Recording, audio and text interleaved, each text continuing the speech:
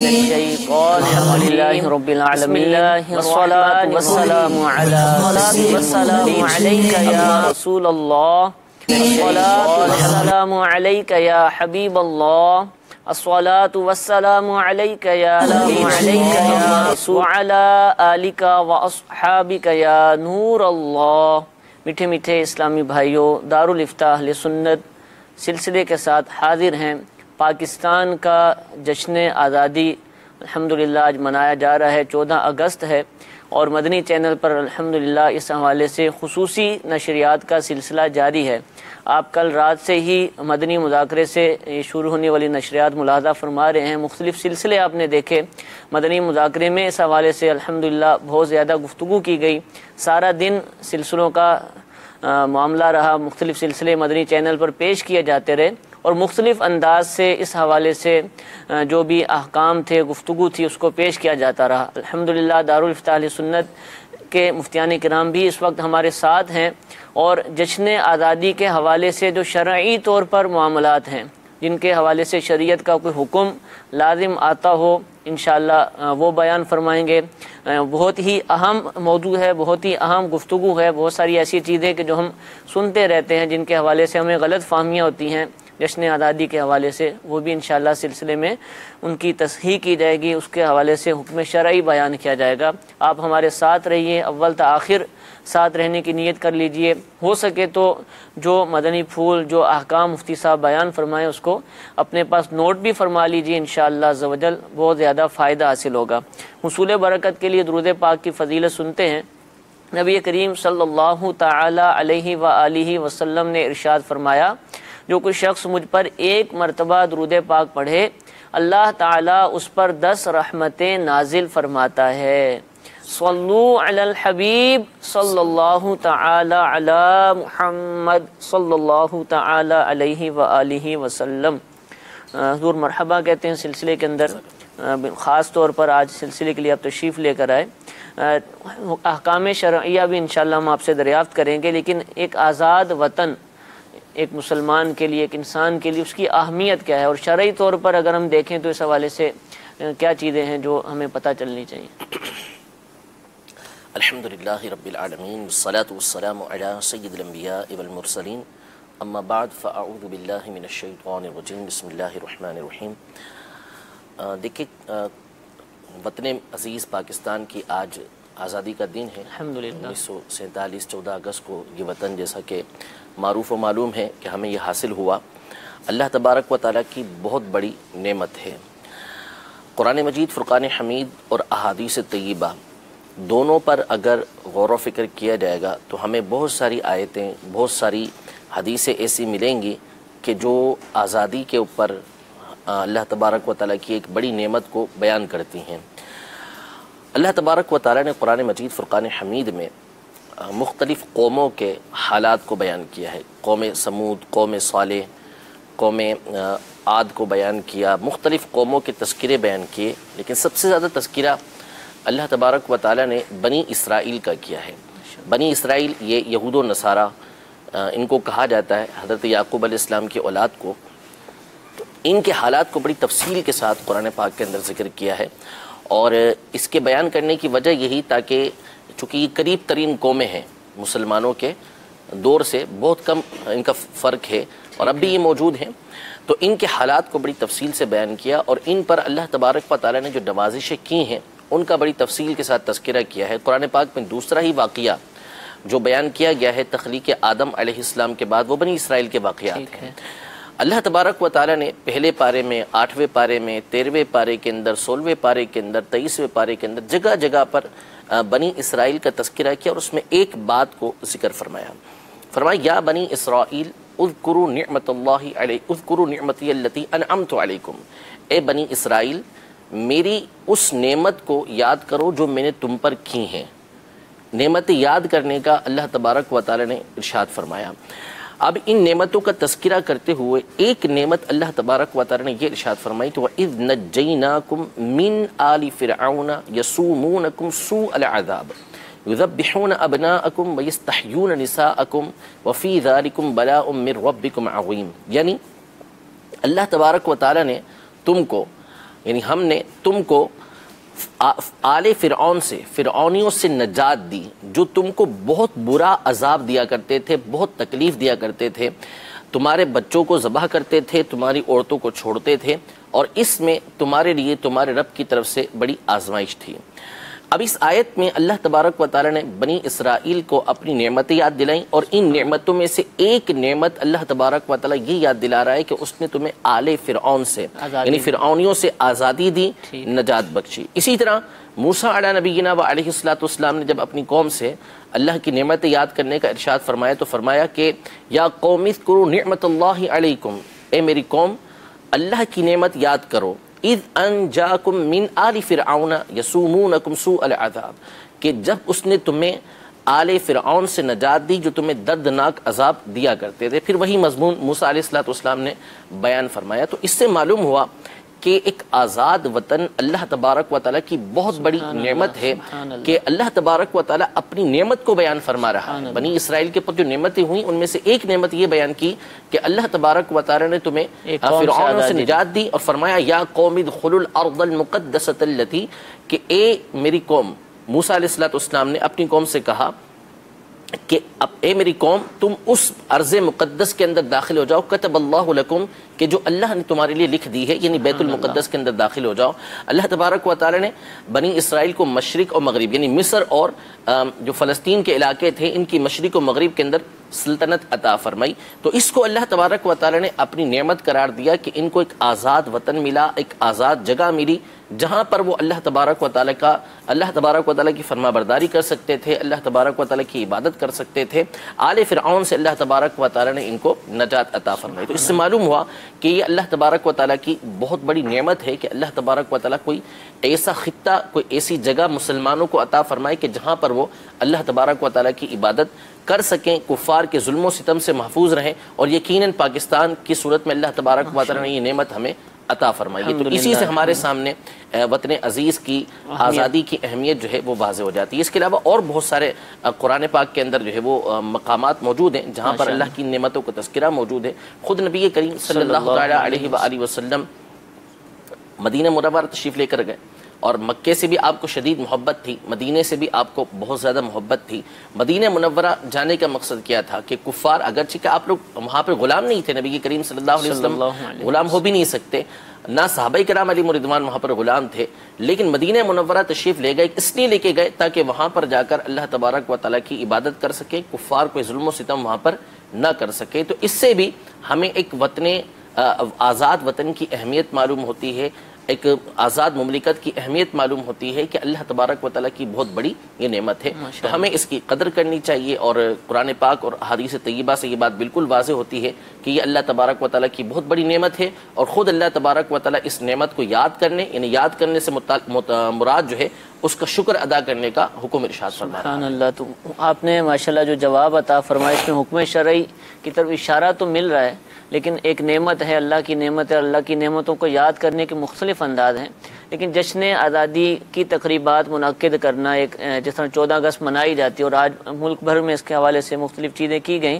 مدنی channel بھی اس میں شریک رہا، اس کا حکم شرعی کیا ہے؟ یعنی ہم کیا کہیں گے، ہم پر لازم ہے کہ ہم اس کا شکر ادا کریں، جشن آزادی منائیں؟ اس کے حوالے سے کیا کہیں گے؟ دیکھیں، اللہ کی تو ہر نعمت کا شکر ادا کرنا بندے پر لازم ہے کہ وہ اللہ تبارک و تعالیٰ کی ہر نعمت کا شکر ادا کریں، لیکن ظاہر ہے کہ شکر ادا کرنے کے طریقہ کار ہوتے ہیں۔ ٹھیک ہے، لیکن شکر جو ادا کیا جائے گا وہ اس انداز میں ہی ادا کیا جائے گا نا کہ جس نے نعمت کی ہے، صحیح، ہم اس کو خوش کرنے کی کوشش کریں، اس کی رضا حاصل کرنے کی کوشش کریں۔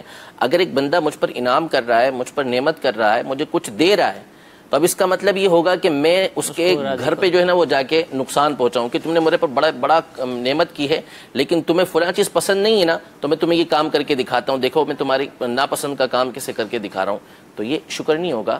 شکر ایسے ہوگا کہ جس چیز کو وہ پسند کرتا ہے آپ اس کے مطابق اس کو کر کے دکھائیں۔ تو اللہ تبارک و تعالیٰ کی ہر نعمت پر شکر کرنا یہ تو بندے کے لیے ضروری ہے، اور یقیناً جیسا کہ ابھی ہم نے سنا کہ آزادی جو ہے اللہ تبارک و تعالیٰ کی بہت بڑی نعمت ہے، تو اب اس پر بھی شکر ادا کرنا چاہیے۔ اللہ تبارک و تعالیٰ کی بارگاہ میں شکر ادا کرنے کے جو طریقے ہماری شریعت نے رکھے ہیں اس کے مطابق ہمیں اللہ تبارک و تعالیٰ کا شکر بجا لانا چاہیے۔ تو اسی طرح تقریبات کا منعقد کرنا، 14 اگست کے دن جو ہے وہ مختلف طریقے سے اللہ تبارک و تعالیٰ کی شکر گزاری کرنا بالکل جائز ہے، لیکن ظاہر ہے کہ شکر گزاری اسی انداز میں ہوگی کہ جو اللہ تبارک و تعالیٰ کی طرف سے شکر گزاری قرار دی جائے، نہ اس انداز میں کی جائے گی کہ جو اللہ تبارک و تعالیٰ کی ناشکری بنے۔ جیسا کہ میں نے عرض کیا کہ قرآن پاک میں اللہ تبارک و تعالیٰ نے کئی قوموں کا تذکرہ کیا کہ ہم نے ان کو فلاں فلاں نعمتیں دی، مختلف قوموں کا، وَكَمْ أَهْلَكْنَا مِنْ قَبْلِهِمْ مِنْ قَرْنٍ مَكَّنَّاهُمْ فِي الْأَرْضِ مَا لَمْ نُمَكِّن لَكُمْ، کہ ہم نے تم سے پہلے بہت ساری قوموں کو ہلاک کر دیا، بہت سارے زمانوں کو ہلاک کر دیا کہ جن کو ہم نے زمین میں وہ قدرت دی تھی جو تمہیں قدرت نہیں دی۔ بڑی بڑی نعمتیں اللہ تبارک و تعالیٰ نے پچھلی قوموں کو عطا فرمائی۔ وہ پہاڑ کو چیر کر، قوم صالح جو ہے، صالح علیہ السلام کی قوم جو تھی، وہ پہاڑ کو چیر کر اس میں گھر بنا لیا کرتی تھی، اتنی طاقت ان کے اندر موجود تھی۔ جو قوم عاد تھی ان کے قد قرآن پاک میں فرمایا کہ التی لم یخلق مثلها فی البلاد، کہ ان کی طرح تو دوسرا کو پیدا نہیں کیا گیا، اتنے جسیم تھے، اتنے قوی تھے۔ لیکن اس طرح کی نعمتیں جو مختلف قوموں کو ملتی رہیں، اس میں اللہ تبارک و تعالیٰ کا اصول اور قاعدہ یہ رہا کہ اللہ تبارک و تعالیٰ ان قوموں کی طرف پیغمبروں کو بھیجتا رہا جو ان کے درمیان پہنچ کر انہیں دعوت حق دیتے رہے، دعوت توحید دیتے رہے، اللہ تبارک و تعالیٰ کی وحدانیت کی طرف بلاتے رہے۔ جب وہ حد سے بڑھ گئے، اپنی سرکشی سے باز نہ آئے، تو اللہ تبارک و تعالیٰ نے ان کو تباہ و برباد کر دیا۔ اللہ تبارک و تعالیٰ نے ان کو زمین پہ آباد نہیں رہنے دیا، ختم کر دیا۔ لیکن پہلے کیا؟ پہلے اللہ تبارک و تعالیٰ نے ان کو جو ہے انبیاء کو بھیجا، رسولوں کو بھیجا جو دعوت دیتے رہے، پھر وہ باز نہ آئے تو پھر ان کے ساتھ ایسا معاملہ یہ پیش آیا۔ تو اللہ تبارک و تعالیٰ نعمت دیتا ہے، نعمت دے کے آزماتا ہے کہ بندہ اس نعمت کا شکر ادا کر رہا ہے یا نہیں کر رہا۔ اگر نہیں کرتا تو پھر قرآن پاک آپ پڑھتے چلے جائیں، آپ کو جگہ جگہ یہ واقعات ملتے چلے جائیں گے۔ بنی اسرائیل کو یہ جو جگہ جگہ اللہ تبارک و تعالیٰ نے ارشاد فرمایا کہ اذکروا نعمت اللہ، اللہ کی نعمت کو یاد کرو، یا اذکروا نعمتی التی انعمت علیکم، میری نعمت کو یاد کرو جو میں نے تم پر کی ہے۔ وہ کیوں؟ اسی لیے کہ نبی رحمت صلی اللہ تعالیٰ علیہ وسلم تمہارے درمیان تشریف لے آئے ہیں۔ جو نعمتیں میں نے تمہارے پر کی ہیں اس کا تقاضا یہ ہے کہ اب تم ان کے اوپر ایمان لے کر آ جاؤ، ان کی اطاعت و فرما برداری کرنا تم شروع کر دو۔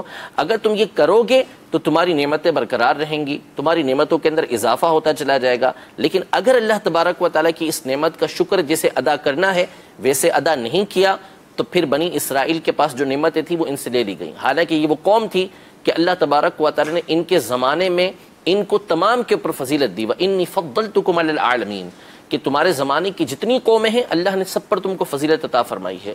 لیکن جب نبی کریم صلی اللہ تعالیٰ علیہ وسلم تشریف لے آئے اور یہ ایمان لے کر نہیں آئے تو پھر ضربت علیہم الذلۃ والمسکنہ، ان کے اوپر جو ہے وہ ذلت اور رسوائی کو طاری کر دیا گیا۔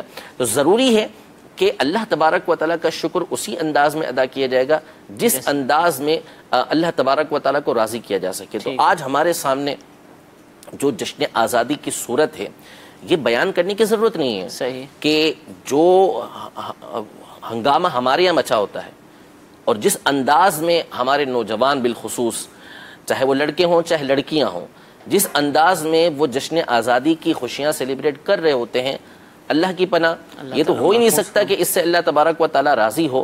یہ تو اللہ تبارک و تعالیٰ کو ناراض کرنے والے کام ہے۔ یعنی اللہ تبارک و تعالیٰ نے آپ پر نعمت کی اور آپ اللہ تبارک و تعالیٰ کی نافرمانی کے اندر بڑھتے چلے جا رہے ہیں۔ یعنی عام دن کے اندر اگست سے پہلے آپ جو نافرمانیاں کرتے تھے اس میں آپ 100 گنا اضافہ کر دیتے ہیں۔ اللہ تبارک و تعالیٰ نے بدنگاہی سے منع فرمایا، قُلْ لِلْمُؤْمِنِينَ يَغُضُّوا مِنْ أَبْصَارِهِمْ، کہ محبوب فرما دیجئے مومنوں سے کہ اپنی نگاہوں کو کچھ نیچا رکھیں۔ قُلْ لِلْمُؤْمِنَاتِ يَغْضُضْنَ مِنْ أَبْصَارِهِنَّ، مومن عورتوں سے فرما دیجئے کہ وہ اپنی نگاہوں کو نیچا رکھیں۔ لیکن ہمارے یہاں جس انداز میں آپس کے اندر مکس گیدرنگ ہوتی ہے، جو حلیہ بنایا جاتا ہے، جس انداز میں لباس پہن کر سامنے آیا جاتا ہے، اس میں کہاں نگاہوں کو کوئی نیچا رکھتا ہے، بلکہ وہ تو نگاہ اوپر اٹھانے کے لیے اس طرح کا معاملہ کر کے آتے ہیں۔ تو اللہ تبارک و تعالیٰ جس چیز کا حکم دے رہا ہے، جس کے ذریعے اس کا شکر ادا کرنا ہے، آج اس کے برخلاف ہمارے یہاں چلا جاتا ہے۔ اگرچہ کہ اس کو بیکورڈ باتیں کہی جائیں گی کہ یہ پتہ نہیں کس زمانے کے اندر لوگ رہ رہے ہیں، لیکن ہم قرآن و حدیث کی بات کر رہے ہیں۔ ہم جو بات کہہ رہے ہیں وہ شریعت مطہرہ کی بات کہہ رہے ہیں۔ اللہ تبارک و تعالیٰ کی نعمت کا شکر ادا کرنا ہے تو پھر اللہ تبارک و تعالیٰ اور اس کے حبیب صلی اللہ علیہ وسلم کے بتائے ہوئے طریقے کے مطابق ادا کرنا ہوگا، ورنہ اگر آپ اپنی کرنا چاہتے ہیں تو پھر تو آپ آزاد ہیں۔ اللہ تبارک و تعالیٰ پھر قادر مطلق ہے، وہ جو چاہے گا میں فیصلہ فرمائے گا۔ لیکن جب شریعت مطہرہ کی بات آئے گی، جب اللہ اور اس کے رسول کی بات آئے گی تو پھر ہمیں وہی کرنا ہوگا جو اللہ اور اس کے رسول کا حکم ہے۔ تو یہ میوزک بجانا، یہ دھما چوکڑی ڈالنا، جس انداز میں یہ باتیں کی جاتی ہیں یہ ساری خلاف شرع ہیں۔ جشن آزادی منانا جب شریعت مطہرہ کے دائرے کے اندر ہو بالکل جائز، بلکہ مستحب بنے گا اگر اچھی نیت کے ساتھ کریں گے، ثواب ملے گا اس کے اوپر۔ لیکن جب آپ شریعت کے برخلاف چلیں گے، اللہ تبارک و تعالیٰ کی نافرمانی کریں گے تو پھر یہ ناجائز ہوگا اور اللہ تبارک و تعالیٰ کے عذاب کو، اللہ تبارک و تعالیٰ کے قہر کو دعوت دینے والا بنے گا۔ تو اس لیے آزادی کی خوشیاں ضرور منانی چاہیے، ہم بھی منا رہے ہیں، لیکن اس کا مطلب یہ نہیں کہ ہم اللہ تبارک و تعالیٰ کو ناراض کرنے والے کام اللہ تعالیٰ ہم سب کو محفوظ فرمائے، اس کی نعمت کا شکر ادا کرنے کی توفیق عطا فرمائے۔ اور شکر کی ایک صورت ہمارے معاشرے میں اور شرعاً بھی محبوب ہے کہ نماز ادا کی جاتی ہے، شکرانے کی نماز پڑھی جاتی ہے۔ کیا جشن آزادی کی نعمت بھی ایسی ہے کہ اس کے ملنے پر ہم شکرانے کی نماز ادا کریں، سجدہ شکر بجا لائیں؟ الحمدللہ رب العالمین والصلاة والسلام علی سید الانبیاء والمرسلین۔ بلا شبہ جشن آزادی جو ہے، پاکستان کا آزاد ہونا اللہ تبارک و تعالیٰ کی بہت بڑی نعمتوں میں سے ایک نعمت ہے، جیسے کہ مفتی صاحب نے تفصیلی اس پہ روشنی ڈالی ہے۔ تو اب اس شکرانے کی ادائیگی کا طریقہ یہ ہے جس مقصد کے لیے ہمارے اس ملک پاکستان کو حاصل کیا گیا ہے کہ اس سرزمین میں اللہ تبارک و تعالیٰ اور اس کے پیارے محبوب صلی اللہ تعالیٰ علیہ وسلم کی تعلیمات پرامن طریقے سے اس پہ عمل کیا جا سکے۔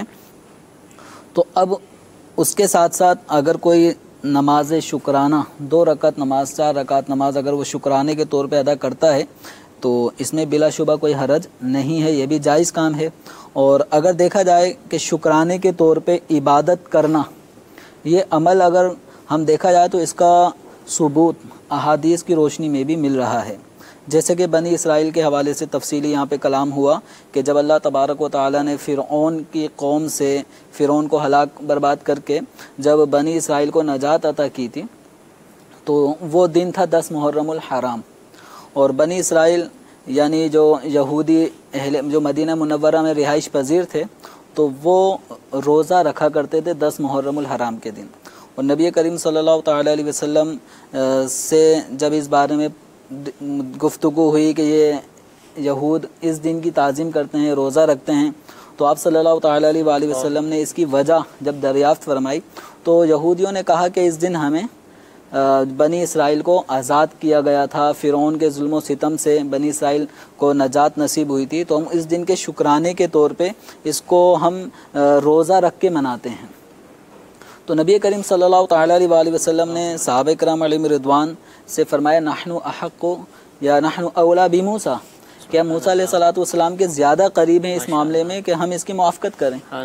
تو نبی کریم صلی اللہ تعالیٰ علیہ وسلم نے بھی صحابہ کرام علیہم رضوان سے یہ فرمایا کہ 10 محرم کے ساتھ ساتھ 9 کا بھی روزہ رکھو۔ تو یوں اس حدیث مبارکہ سے بھی یہ بات بالکل واضح عیاں ہوتی ہے کہ حضرت موسیٰ علیہ نبینا علیہ صلاۃ والسلام کی قوم جو بنی اسرائیل ہے یہ ایک عمل کرتی آ رہی ہے صدیوں سے کہ وہ اس دن جو ہے وہ روزہ رکھتی ہے۔ صحیح۔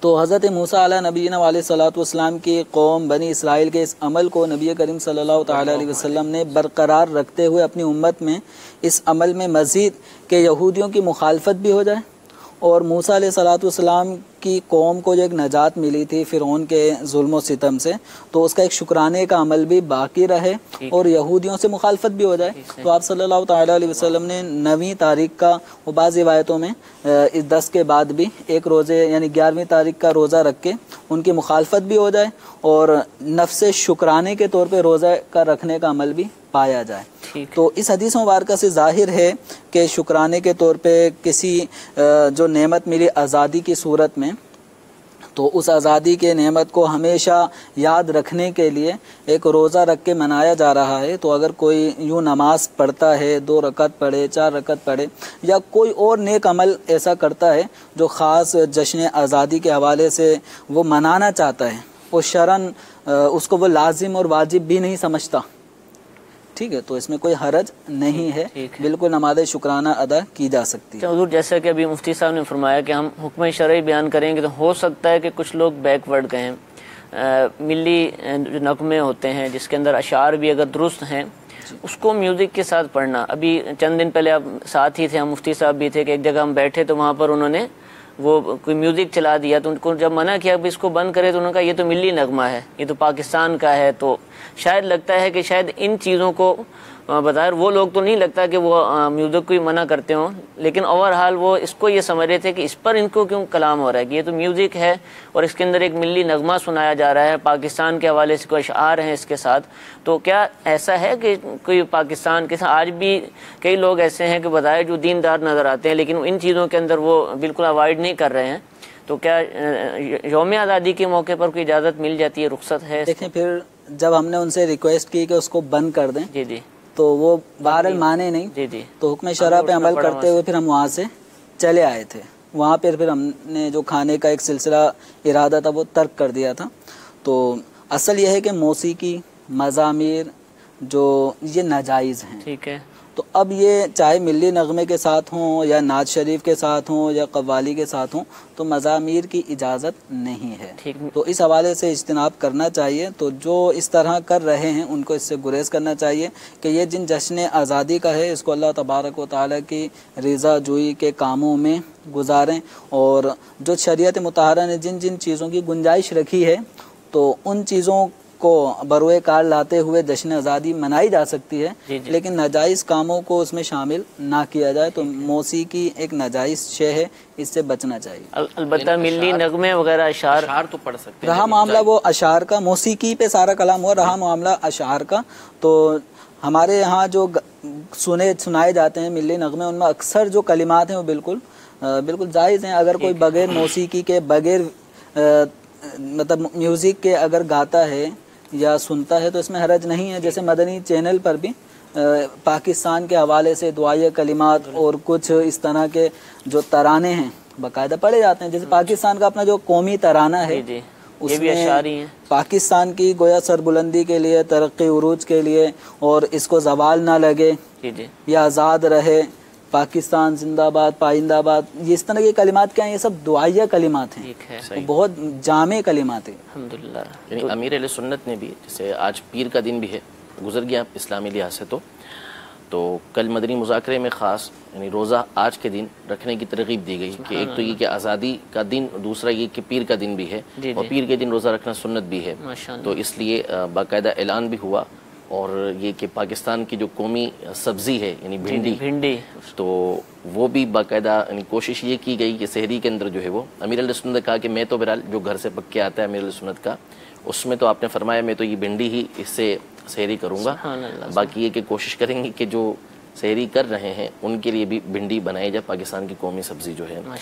تو اسی طرح جو اشعار کے حوالے سے مفتی صاحب نے فرمایا، تو اشعار اکثر تو ہمارے یہاں جو ہیں وہ درست ہیں، اچھے ہیں، ان کے پڑھنے میں مسئلہ نہیں. لیکن جو بھی اس طرح کے قومی ترانے، قومی یا ملی نغمے ہوتے ہیں جن کو بغیر میوزک کے بھی پڑھنا ہے، تو اولاً کوشش یہ کی جائے کہ اس کو کسی مستند سنی عالم دین سے، مفتی صاحب سے آپ چیک کروا لیں. کیونکہ ہمارے یہاں جیسا کہ ابھی میں نے عرض کیا کہ وطن کی محبت بالکل برحق درست ہے، لیکن اس طرح کے امور جو شامل ہو جاتے ہیں نا، پھر اس میں جیسے ایک جملہ چلتا ہے کہ خوشی کے موقع پر سب چلتا ہے، سب جائز ہے، حالانکہ نہیں چلتا. یہ جو ہمارے اندر باطل و گمراہ نفس بیٹھا ہوا ہے، جس کو گمراہ مخاطی کہا جائے گا، وہ اس طرح کی باتیں ہمارے لیے جائز قرار دے دیتے کہ ٹھیک ہے یہ جائز ہے.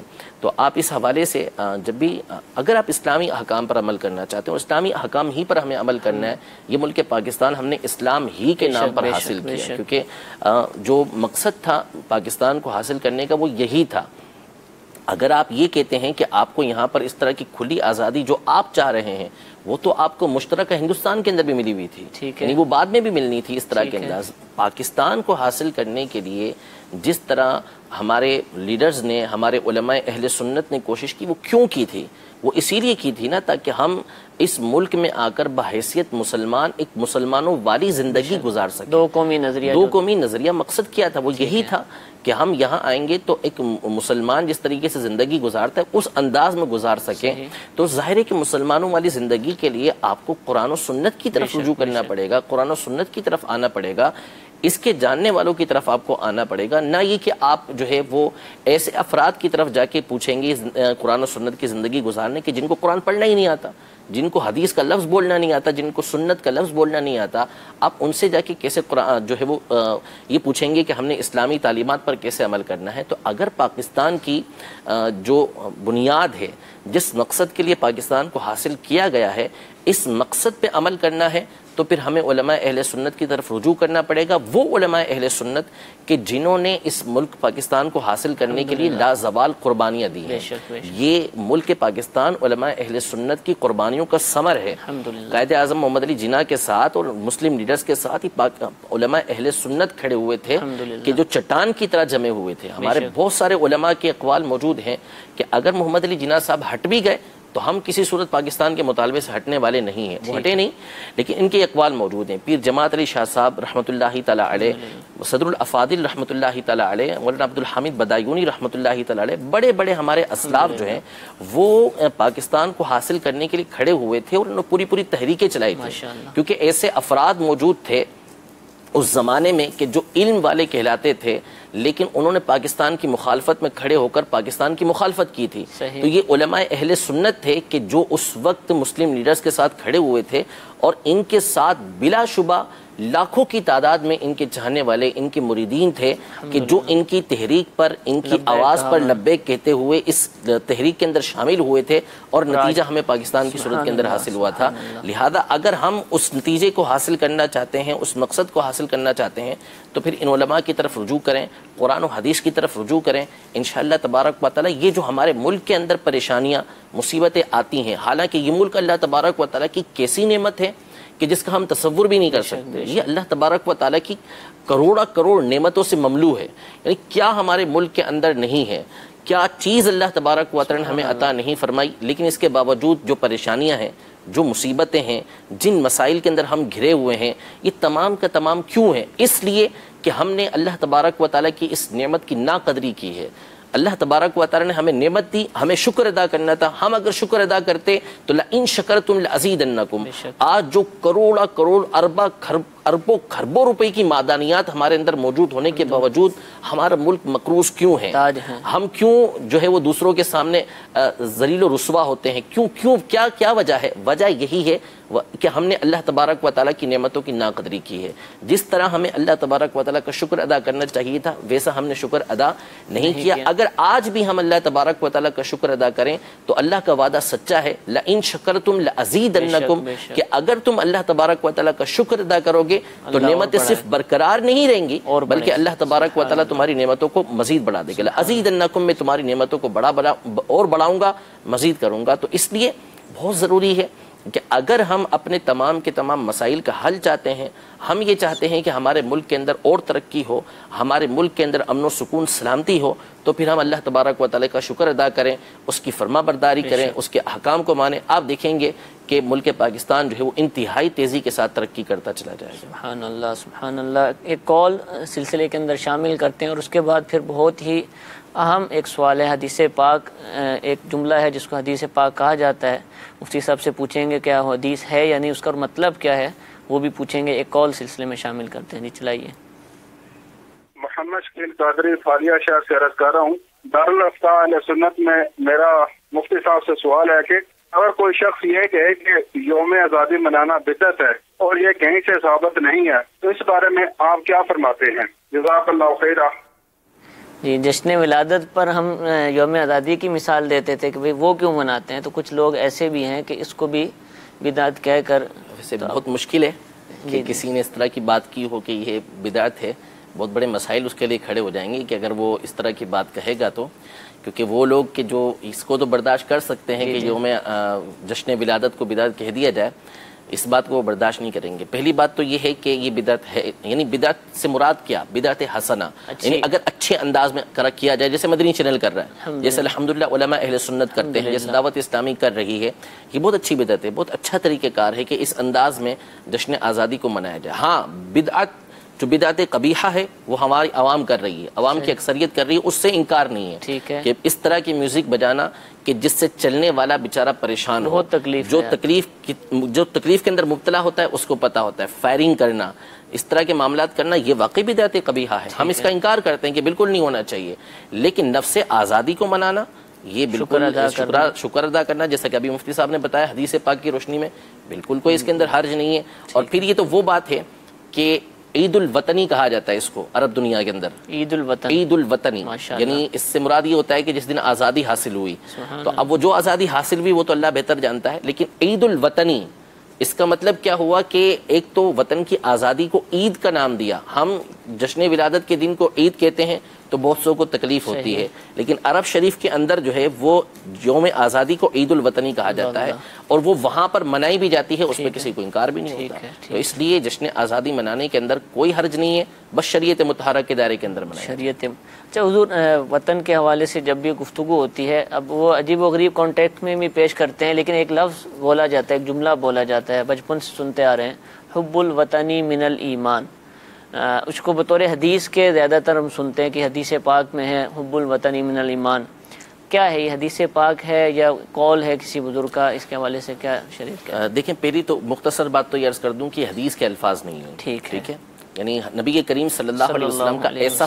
فرمان نہیں ہے کہ حب الوطنی من الایمان، آپ علیہ الصلوۃ والسلام کی طرف ہر بات جو خوبصورت ہو، اچھی ہو، منسوب نہیں کی جائے گی، حضور علیہ الصلوۃ والسلام کا ہر فرمان خوبصورت ہے، ہر فرمان اچھا ہے، لیکن اب ہر فرمان جو اچھا ہو اس کو ہم حضور علیہ الصلوۃ والسلام کی طرف منسوب نہیں کر سکتے، تو یہ بات اپنی جگہ بالکل ٹھیک ہے، حب الوطنی من الایمان، کہ وطن کی محبت جو ہے وہ ایمان کا مضمون ٹھیک ہے، مضمون ٹھیک ہے، مضمون بھی میں ساتھ ہی عرض کر دیتا ہوں انشاءاللہ، لیکن یہ نبی کریم صلی اللہ تعالی علیہ وسلم کا فرمان نہیں ہے، ہمارے اسلاف نے، بزرگوں نے، مولا علی قاری رحمۃ اللہ تعالی علیہ، امام سخاوی رحمۃ اللہ تعالی علیہ، خود امام اہل سنت رضی اللہ تعالی عنہ نے اس بات کو واضح الفاظ میں لکھا ہے کہ یہ حدیث کے الفاظ ہیں۔ اچھا اب رہا وطن کی محبت جو ہے وہ ایمان سے ہے یا نہیں ہے، تو ایک تو نفس محبت ہے، وطن سے ٹوٹ کر محبت ہوتی ہے، یہ احادیث طیبہ سے ثابت ہے، خود نبی کریم صلی اللہ تعالی علیہ وسلم نے جب آپ پر پہلی وحی نازل ہوئی اور آپ ورقہ بن نوفل رضی اللہ تعالی عنہ کے پاس حضرت خدیجہ رضی اللہ تعالی عنہ کے ساتھ تشریف لے کر گئے، تو انہوں نے جب حضور علیہ الصلوۃ والسلام کی بات سنی تو بتایا کہ آپ کی قوم آپ کو یہاں سے نکلنے پہ مجبور کرے گی، تو حضور علیہ الصلوۃ والسلام نے فرمایا او مخرجیہم، کہ کیا وہ مجھے یہاں سے نکال دیں گے، مکے سے جانے پہ مجبور کریں گے؟ تو علماء اس کی تشریح کے اندر لکھتے ہیں کہ یہ چیز نبی کریم صلی اللہ تعالی علیہ وآلہ وسلم کی وطن سے محبت کی شدت کے اوپر دلالت کرتی ہے، جملہ اب مخرجیہم، کیا وہ مجھے مکہ مکرمہ سے جانے پہ مجبور کر دیں گے؟ تو یہ نبی کریم صلی اللہ علیہ وسلم کے دل کے اندر جو مکہ مکرمہ کی محبت تھی اس کا اظہار تھا۔ اسی طرح جب آپ مکہ مکرمہ سے باہر تشریف لے کر گئے، یعنی جب مدینہ منورہ کی طرف آپ تشریف لے جا رہے تھے، تو آپ نے مکہ مکرمہ کی طرف رک کر کے ارشاد فرمایا کہ اگر تیری قوم مجھے یہاں سے نکلنے پہ مجبور نہ کرتی تو میں کبھی یہاں سے نہ جاتا، کہ تو اللہ کی زمینوں میں مجھے سب سے زیادہ پیاری زمین ہے۔ اس کے بعد آپ مدینہ منورہ تشریف لے گئے، اللہ کی بارگاہ میں دعا کی کہ اللہ تبارک و تعالی مکے سے زیادہ مدینے کی محبت آپ کے دل میں ڈالے اور آپ کو محبوب بنا دیا گیا۔ تو پھر جب نبی کریم صلی اللہ علیہ وسلم مدینہ منورہ تشریف لے کر آتے کسی سفر سے واپسی میں، تو مدینے کی دیواروں کو دیکھ کر آپ اپنی سواری کو تیز کر دیا کرتے تھے، اور مدینے کی جب دیواریں آپ کو نظر آتی تھیں تو اپنی جو سواری ہوتی تھی اس کو ایڑ لگاتے تھے، اور بعض روایتوں کے اندر یہ موجود ہے کہ نبی کریم صلی اللہ علیہ وسلم کا چہرہ جو ہے وہ خوشی سے چمک اٹھتا تھا، یعنی اور زیادہ اس کے اندر خوشی کا اظہار ہوتا تھا۔ تو وطن کی محبت اپنی جگہ پر ہے، وہ ہونی چاہیے۔ من الایمان، ایمان سے ہے، اس کا معنی علماء نے یہ بیان کیا ہے کہ اس کا مطلب یہ ہے کہ وطن وہ مقام ہوتا ہے کہ جہاں پر بندے کے عزیز و اقربا موجود ہوتے ہیں، اس کے گھر کے افراد موجود ہوتے ہیں، خاندان کے افراد موجود ہوتے ہیں، تو وہاں پر اس کو ان افراد کے ساتھ صلہ رحمی کرنا آسان ہوتا ہے، وہاں کے فقراء کے اوپر صدقہ و خیرات کرنا اس کے لیے آسان ہوتا ہے، اور یہ چیزیں جو ہے وہ ایمان میں سے ہے، تو اس اعتبار سے وطن کی محبت یہ ایمان سے بن جائے گی۔ اور بعض علماء نے فرمایا کہ یہاں پہ وطن سے مراد قبر ہے یا بندے کا حقیقی مقام، مومن کا حقیقی مقام یعنی جنت ہے، تو قبر اور جنت کی جو محبت ہے اس کی محبت ایمان سے ہونا یہ بالکل واضح ہے کہ یہ ایمان کا حصہ ہے کہ بندے کو قبر اور جنت سے محبت ہونی چاہیے. بہرحال وطن کی محبت اپنی جگہ پر، لیکن یہ جملہ جو ہے یہ حدیث پاک نہیں ہے. بولنا جائز ہے، بولنا جائز ہے لیکن اس کو نبی کے کریم صلی اللہ علیہ وسلم کی طرف منسوب نہیں کیا جا سکتا. ٹھیک ہے. مولا علی قاری رحمۃ اللہ تعالی علیہ نے اسی حدیث کے تحت یہ بھی فرمایا کہ حب الوطنی لا ینافی الایمان، جی یعنی وطن کی جو محبت ہے یہ ایمان کے منافی نہیں ہے. صحیح. ایک مسلمان کو اپنے شہر سے، اپنے ملک سے، صوبے سے محبت ہونا یہ ایمان کے منافی نہیں ہے. تو اس حوالے سے اگر جو جہاں رہتا ہے وہاں پر رہنا، چاہے وہ کسی بھی ملک میں رہتا ہے تو اس ملک میں رہنا اگر وہ شریعت مطہرہ کے پاسداری کر رہا ہے تو بالکل اس میں حرج نہیں ہے. اور ایک وطن سے محبت ہی آدمی کو اس جگہ کی حفاظت پر ابھارتی ہے. ٹھیک ہے. اب اگر کسی کو کسی جگہ سے محبت ہی نہ ہو تو دشمن کا اگر اس میں غلبہ ہوگا تو وہ سب سے پہلے وہی بھاگ جائے گا. صحیح. لیکن جب جس کو کسی جگہ سے محبت ہوتی ہے تو وہ اس محبت کی اور اس جگہ کی سیفٹی، سیکورٹی، حفاظت کے لیے گویا جان کی بازی بھی لگا دیتا ہے. تو اس وقت جو ہمارے ملک پاکستان کی جو افواج ہے، جو پاکستان کی سرحدوں پر ہم یہاں آرام سے ہیں، وہ وہاں پہ سردی، گرمی، ہر طرح کی مصیبتیں، وہ کیا ہے، وہ ان کو پاکستانی سرحدوں پر وہ بیٹھ کر دشمن کے مقابل ہیں، اسی وطن کی حفاظت کی خاطر ہیں. تو یوں وطن سے محبت ہونا ایک ایمان کے منافی نہیں ہے. اور وطن سے محبت ہوگی تو ہم جس جگہ ہیں وہاں رہ کر شریعت مطہرہ کی امن و امان کے ساتھ جو ہے وہ تعلیمات پہ عمل کر سکیں گے. ٹھیک. اچھا حضور، اس میں حب الوطنی من الایمان آپ نے پوری وضاحت فرمائی. کیا کوئی غیر مسلم ملک میں رہتا ہے، حکومت ہے، تو وہاں پر بھی اس کے اوپر یہ آئے گا کیونکہ وہاں پیدا ہوا، اتنے عرصے سے اس نے وقت گزارا ہے، تو کیا وہ وہاں رہ کر یہ جملہ بول سکتا ہے؟ دیکھیں، مسلمان کو ویسے تو اس بات کی اجازت دی گئی ہے کہ وہ کسی بھی مقام پہ رہے لیکن اللہ تبارک و تعالیٰ کی فرما برداری کرے. ٹھیک ہے. اب ایسے جگہ پر رہنا کہ جہاں پر اسلامی احکام پر وہ عمل کر سکتا ہے، اگرچہ وہ غیر مسلم حکومت وہاں پر ہو، یہ جائز تو ہے. صحیح. لیکن اگر اسلامی احکام پر وہ عمل نہیں کر سکتا، اسلام کے اصولوں پر وہ عمل نہیں کر سکتا، وہاں کی حکومت کی طرف سے ان چیزوں پر پابندی ہے، تو پھر اس صورت میں ظاہر ہے کہ اس کا وہاں پر رہنا ہی درست نہیں ہوگا. اس پر لازم ہوگا کہ اپنی قدرت کے مطابق، یعنی اگر اس کے پاس استطاعت موجود ہے، قدرت موجود ہے، تو اس پر لازم ہے کہ وہاں سے وہ ہجرت اختیار کرے گا، وہاں سے وہ نکلے گا. ٹھیک ہے. اچھا، اب رہا یہ کہ ایسے مقام پہ اگر وہ رہ رہا ہے تو اس کے دل کے اندر محبت ہونی چاہیے نہیں ہونی چاہیے، اس کی میں وضاحت کر چکا کہ محبت کس بنیاد پر ہونی چاہیے آپ اس کو دیکھ لیں. اب مثال کے طور پہ کوئی ایسے مقام پہ رہتا ہے کہ اگرچہ وہاں پہ حکومت غیر مسلموں کی ہے لیکن ایسا مقام ہے کہ ٹوٹل مسلمان ہیں اس علاقے کے اندر، وہاں پہ بڑے بڑے اولیاء کے مزارات ہیں، وہاں پہ علماء اہل سنت ایسے موجود ہیں کہ اس مقام پہ وہ رہ رہا ہے، اپنے اسلامی احکام پہ مکمل عمل کر رہا ہے، لیکن وہ مسلمانوں کا علاقہ ہے. تو اگر اس بنیاد پر اس کو وہاں سے محبت ہوتی ہے تو اس میں حرج نہیں ہے، ایسی محبت اس کو ہو سکتی ہے. ٹھیک ہے. ٹھیک ہے. تو ایک میسج بھی سلسلے میں شامل کرتے ہیں. الحمدللہ آپ نے میوزک کے حوالے سے حکم شرعی بیان فرما دیا کہ جشن آزادی کا موقع ہو یا کوئی اور ہو، جائز ہی نہیں، سرے سے ہی منع ہے. یہ لکھا ہے کہ ایک پروگرام ہوا، اس کے اندر بعد میں کنسرٹ وغیرہ میوزیکل جو بھی ہوتا رہا، لیکن شروع میں تلاوت اور نعت بھی پڑھی گئی، تو کیا ایسا کرنا جائز ہے؟ یہ معاملہ درست ہے؟ دیکھیں، کوئی بھی تقریب اگر ہو رہی ہے اور اس کے ابتدا میں تلاوت ہوئی، نعت شریف ہوئی، تو جتنا حصہ اس تقریب میں جائز چیزیں ہوئیں، اچھی چیزیں ہوئیں، تو وہ اتنے اعتبار سے تو اچھی رہے گی. ٹھیک ہے. اب بعد میں اگر میوزک کا اس میں آغاز ہو جاتا ہے، میوزک پروگرام شروع ہو جاتا ہے، تو یہ چیز ناجائز ہے. ٹھیک ہے. تو اب یہ ہے کہ ایسے مقام پر انسان جائے ہی نہ، یا اس موقع پر کہ جب نافرمانی والے کام شروع ہو گئے تو اب وہاں سے ایک مسلمان کو اٹھ جانا چاہیے. اچھا، پہلے سے پتہ ہے کہ میوزیکل کنسرٹ ہی ہے، یعنی اناؤنس ہی ہے کہ یہ فلاں چیز ہوگی، اس کی شروع میں تلاوت و نعت کر دی گئی، تو اب کیا کہیں گے؟ یہ تو کوئی بات ہی نہ ہوئی نا، یہ کہ آپ جو ہے وہ سارا پروگرام آپ نے وہی کرنا ہے. جی جی. اور شروع میں آپ نے جو ہے یہ نعت اور تلاوت جو ہے وہ ایسا سے عام حالات میں تو نہیں ہوتا، لیکن آزادی کی تقریبات میں شاید ہوتا ہو. نہیں، ایسا ہوتا ہوگا، کوئی بعید نہیں ہے لوگوں سے اس طرح کے معاملات میں. تو بہرحال یہ طریقہ کار ٹھیک نہیں ہے، یعنی نعت اور تلاوت ہونی چاہیے، وہ بالکل ہونی چاہیے، لیکن آگے کے جیسے مفتی صاحب نے بتایا وہ چیزیں ہونی نہیں چاہیے.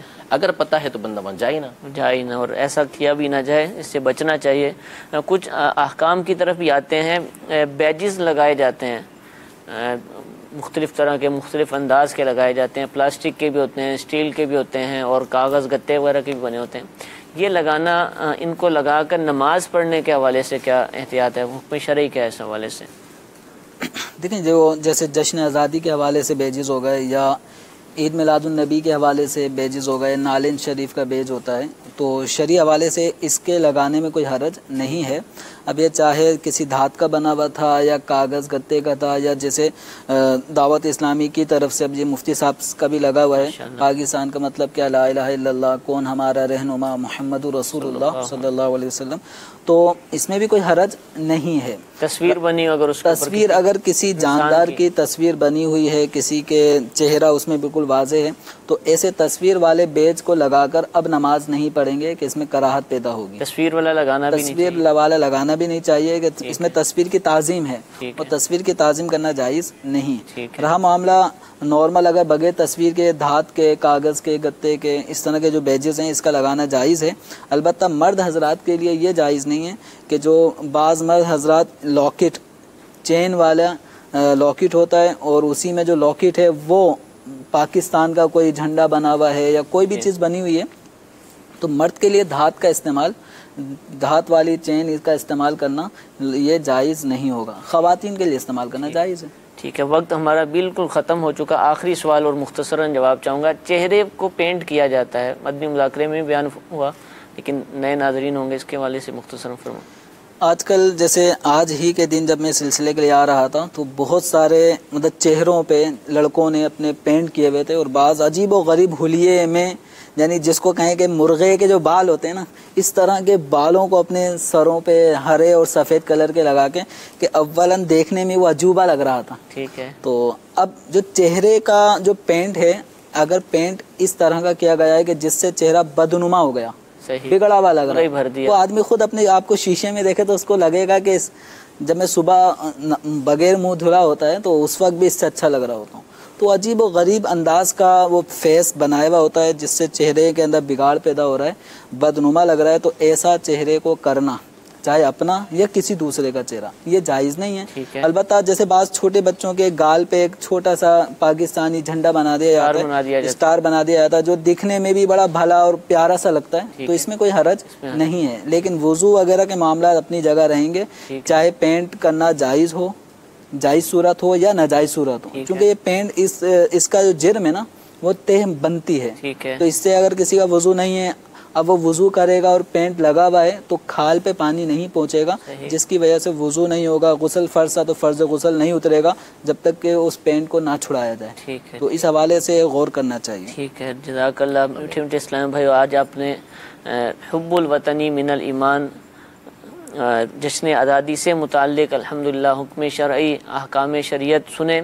دارالفتاء اہل سنت کے مفتیان کرام ہمارے ساتھ تھے. اور بھی سوالات موجود ہیں، آپ کے میسیجز بھی آئے ہوئے ہیں، کالز بھی آ رہی ہیں، لیکن وقت ہمارا ختم ہو چکا. انشاءاللہ کل پھر دارالفتاء اہل سنت کے سلسلے کے ساتھ اسی وقت حاضر ہوں گے. اللہ تعالی ہم سب کو جو کچھ باتیں سنی ان پر عمل کرنے کی توفیق عطا فرمائے. ملک پاکستان کی قدر کرنے، اس اللہ کی نعمت پر شکر بجا لانے کی توفیق عطا فرمائے. گناہوں سے ہم سب کی حفاظت فرمائے. آمین بجاہ النبی الامین. صلو علی الحبیب صلی اللہ تعالی علی محمد صلی اللہ علیہ وسلم.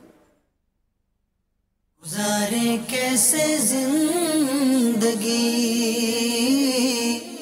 آؤ علماء سے پوچھ لیں.